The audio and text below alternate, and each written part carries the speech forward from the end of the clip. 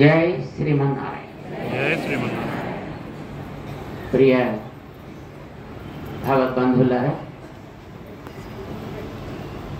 శ్రీనివాస సేవా సంఘం అని పేరుకే కానీ కార్యక్రమానంతా నిర్వహించేటటువంటి శ్రీధర్ గారు.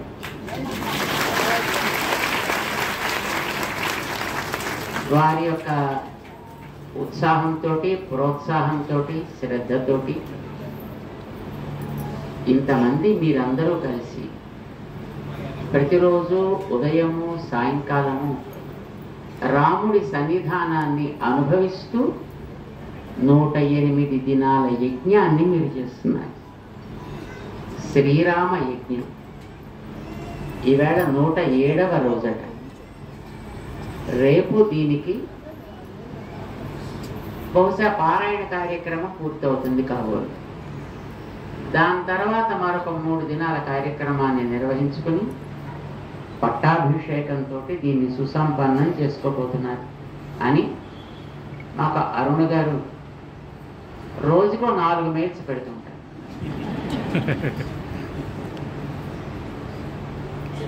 ఒక్కొక్కసారి తిడుతూను, ఒక్కొక్కసారి కసురుతూను, ఒక్కొక్కసారి మరొక రకం. శ్రీధర్ గారు చేసేటటువంటి కార్యక్రమాల యొక్క ఉన్నతిని కాంక్షిస్తూ ఇటు ధార్మికమైన సేవలు, అటు సామాజికమైన సేవలు చక్కగా చేసేటటువంటి, చేశాననే గర్వం లేకుండా చేసేటటువంటి ఒక మంచి మనస్సు కలిగిన వ్యక్తి కనుక అలాంటి ఒక మనస్విని మనం మంగళాశాసనం చేయడం బాగుంటుంది అనేటటువంటి ఒక సంకల్పంతో వారు మన సేవా సంఘానికి సంబంధించినటువంటి భక్త బృందాలు కూడా చాలాసార్లు అడిగాయి. అయినా ఇలాంటి కార్యక్రమాలకు ఎవరో పిలవడం ఏమిటి, మనం రావడం ఏమిటి? అనాహూత అధ్వరం గచ్చేత్ అని ఒక నియమం ఉంది. దైవ కార్యాలకు ఎవరు పిలవక్కర్లేదండి. ఇంట్లో పెళ్ళిళ్ళు, పేరెంటాలు అంటే ఎవరైనా పిలవాలి.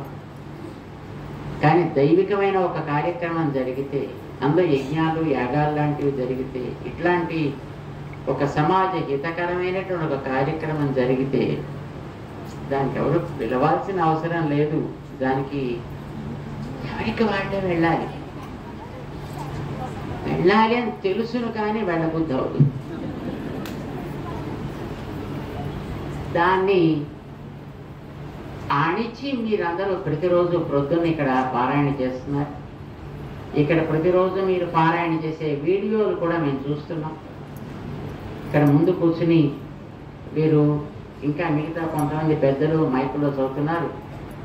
భాగవతోత్తములు, శిఖామణులు, భక్త శిఖామణులు అందరూ కూడా డజన్స్ వందలుగా చక్కగా ముందర కూర్చుని వాళ్ళు కూడా పారాయణ చేస్తున్నారు. చాలా అద్భుతమైనటువంటి కార్యక్రమం జరుగుతోంది అని మాకు తెలుస్తోంది. కానీ ఇంతవరకు రాలేకపోయాము అనేది మనస్సులో ఒక కొరత ఉన్న మాట అయితే వాస్తవం. ఇవాటికైనా రాగలిగామని ఒక ఆనందం. భగవంతుడి యొక్క అనుగ్రహం మీ కార్యక్రమం మీద పరిపూర్ణంగా ఉంది అనడానికి ఇవాళ వాతావరణం ఎంత హాయిగా ఉందో. ఎండ లేదు, తాపం లేదు, చల్లగా ఉంది, ప్రశాంతంగా ఉంది. ఇంకో 2 రోజులు అయితే ఎలా ఉంటుందో తెలియదు. ఎందుకంటే ఆ తర్వాత కొందరికి నిరాశ, కొందరికి మరొకటి, కొందరికి మరొకటి, ఒక్కొక్కళ్ళు ఒక్కొక్క రకంగా ఉంటారు.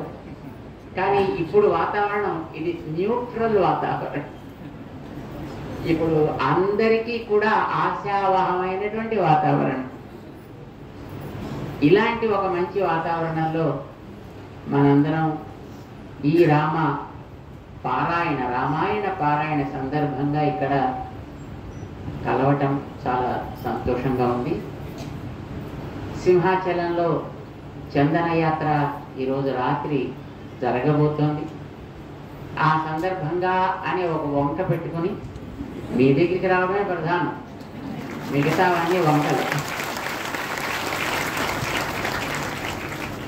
ఇక్కడికి రావడం చాలా ఆనందదాయకంగా ఉంది. రామాయణ పారాయణని మీరు ఇంత దీర్ఘకాలం, అసలు దీన్ని 108 రోజులు అలాగా జరుగుతుంది అని ఊహించడమే ఒక ఆనందం. రాముడి గురించి ఏం చేసినా ఆనందమే కదండి. పలికినా ఆనందమే, విన్నా ఆనందమే, రాసినా ఆనందమే, చెప్పినా ఆనందమే, ఏం చేసినా ఆనందమే. పదమే ఒక ఆనందం కదా రామ.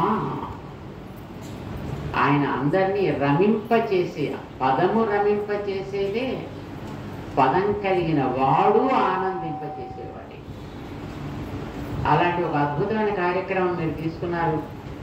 ఇది మీ విజయనగరానికి మాత్రమే పరిమితమే జరగటంలా. ఇది మీరు ఎప్పుడైతే నెట్లో కనెక్ట్ చేసేసారో ప్రపంచంలో అందరూ దీంట్లో జాయిన్ అవుతున్నారు, అందరూ దీంట్లో పాల్గొంటున్నారు. మీతో పాటు అందరినీ కలుపుకొని వెళ్ళగలిగే ఒక అద్భుతమైనటువంటి అవకాశం మీరు ఈ పారాయణ ద్వారా అందరికీ అందజేస్తున్నారు. దానికి ఒక మంచి రంగస్థలాన్ని ఏర్పాటు చేసినందుకు మేము శ్రీమాన్ శ్రీధర్ గారికి మంగళాశాసనాలు చేస్తున్నాం. దాన్ని దగ్గరుండి నడిపిస్తున్నందుకు మన రంగనాథ్ అయ్యవార్లం గారికి మేము అనేక మంగళాశాసనాలు చేస్తున్నాం. ఇందాక మా నేపాల్ స్వామి చెప్పినట్లుగా శ్రీరామ నామం మనకి కొత్త కాదు, ముఖ్యంగా తెలుగు వాళ్ళకి. మిగతా ప్రాంతాల్లో రాముణ్ణి తెలియని వాళ్ళు ఎవరు ఉండరు. కానీ వాళ్ళకుండే ప్రేమ కంటే ఏమిటో మన తెలుగు వాళ్ళకుండే ప్రేమ చాలా ఎక్కువ కావాలని అనిపిస్తుంటుంది మాకు.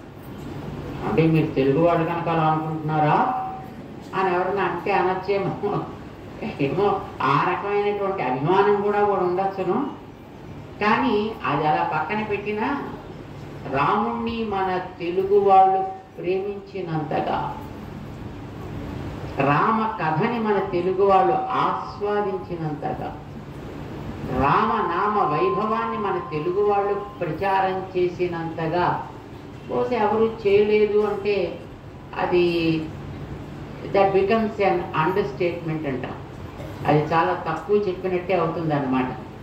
ఇందాక చెప్పారు కదా, మన పెదజీయర్ స్వామి వారు రామనామాన్ని తీసుకుని దేశంలో ప్రతి కోణంలో ఆ రామనామాన్ని పలికించి వ్రాయించి 27 రోజులు చొప్పున ఒక్కొక్క రామక్రతువు అక్కడ చేసి దానికి చిహ్నంగా అక్కడ ఒక స్తూపాన్ని నిర్మాణం చేసి అందులో 108 మాత్రమే చేసినట్లయితే ఏమో మధ్యలో ఎప్పుడైనా 1-2 కాస్త ఇటు అటు అయితే అది ఇబ్బందికరం అవుతుందో అనే అభిప్రాయంతో 120 రామక్రతువులు చేశారు.